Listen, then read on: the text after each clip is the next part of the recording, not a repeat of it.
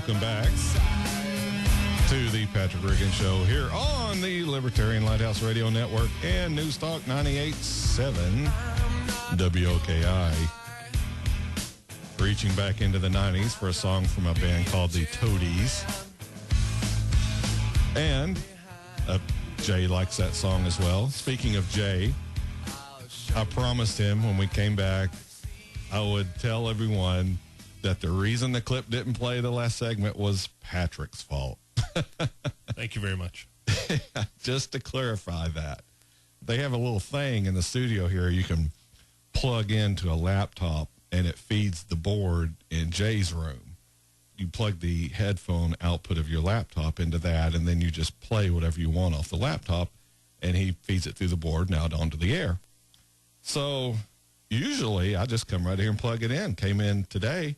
Well, there's another plug laying there, so I plugged that one in, and apparently that's the wrong one. So now, if you really wanted to get on the conspiracy theory kick, it could be because you were about to talk about Snowden. That's what it is. The government conspired to put another cord in there. They stuck that cord in there. I bet they paid Phil off.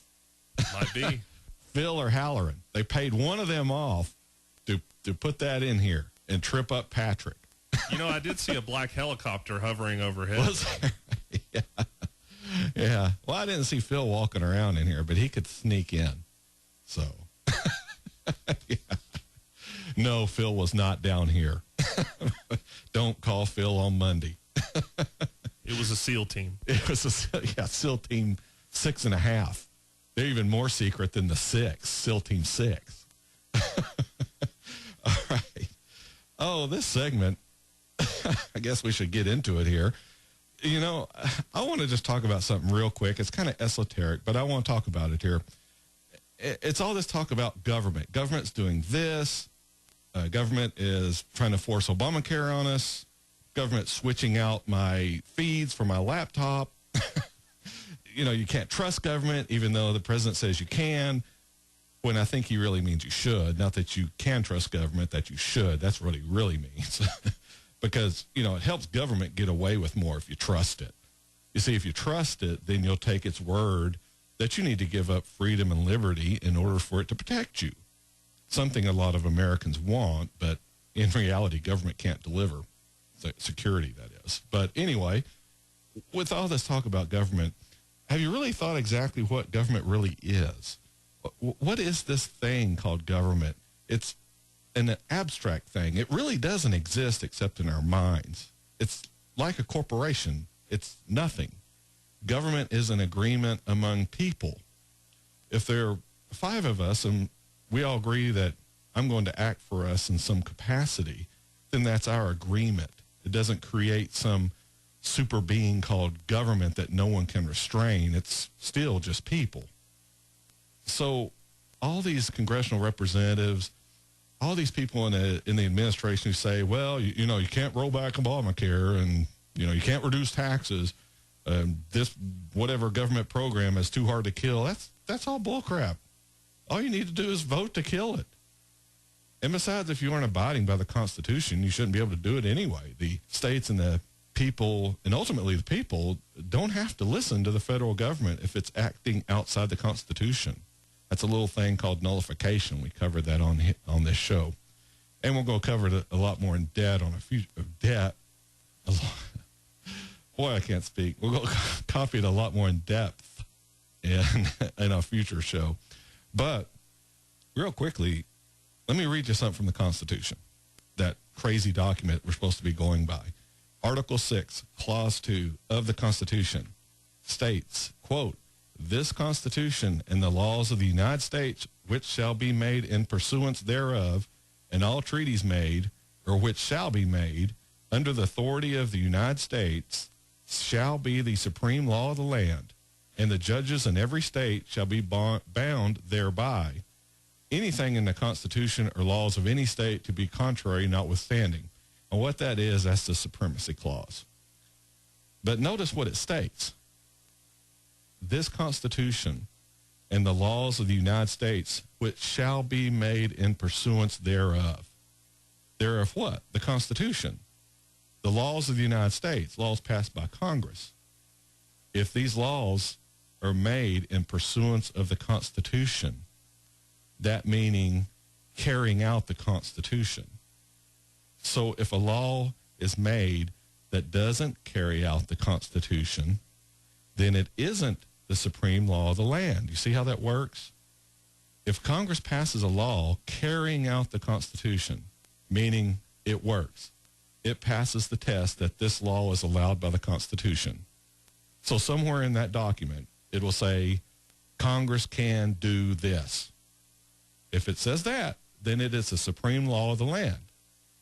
But the opposite is also true. If Congress passed a law that doesn't pass the test that this law is allowed by the Constitution, if it isn't in that document, then the reverse is, the opposite's also true. It isn't the supreme law of the land.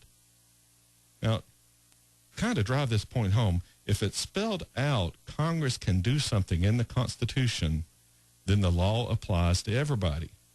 If it isn't spelled out, then Congress can pass the law, but no one really has to pay it any attention. Not the states and certainly not the people. If Congress wants to be able to do something not in the Constitution, then there's a way for us to allow it. We amend it.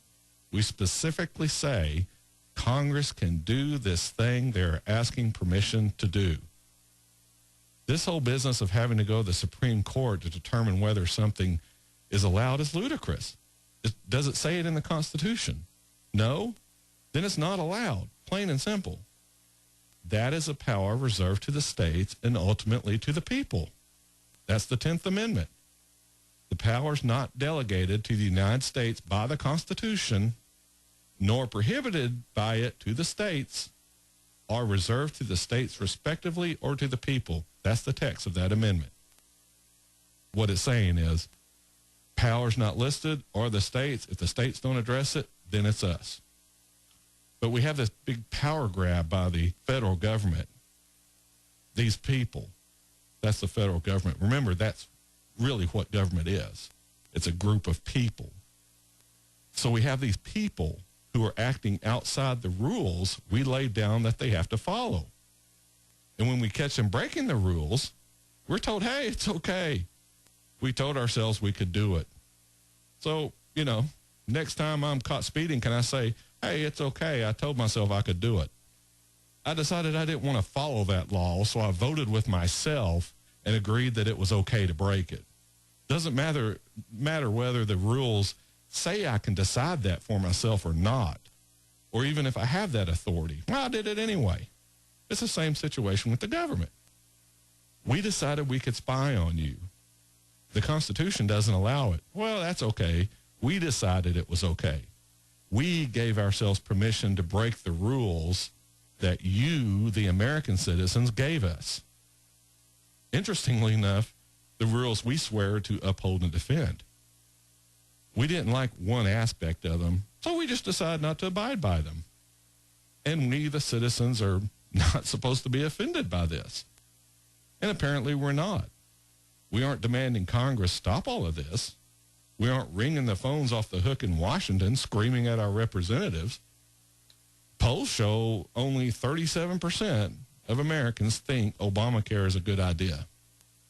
49% say it's a bad idea.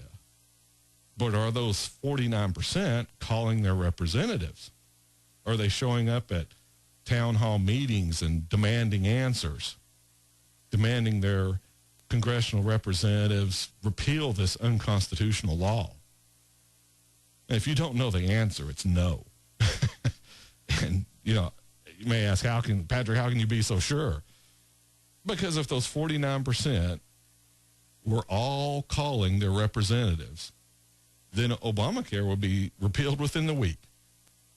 While we're talking about Mr. Snowden, 55% of Americans think of Edward Snowden as a whistleblower. Just 34% say he's a traitor. Yet our government is still pursuing him.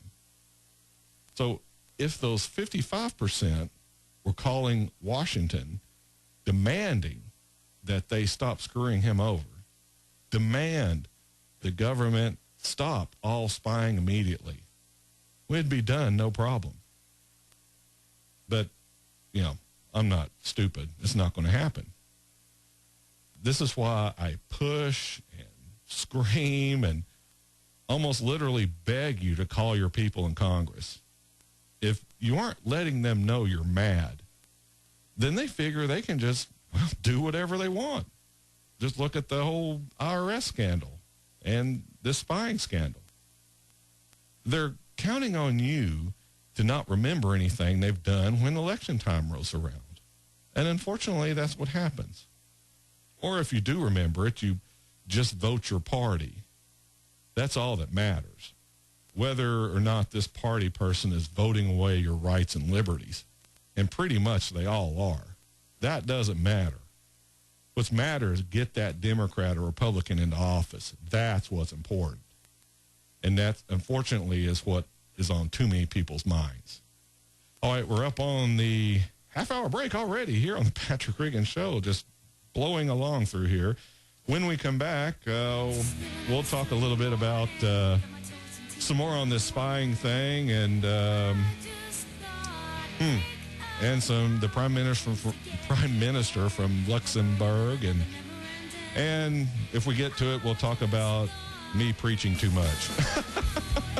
So when we come back here on the Patrick Regan Show, stay with us.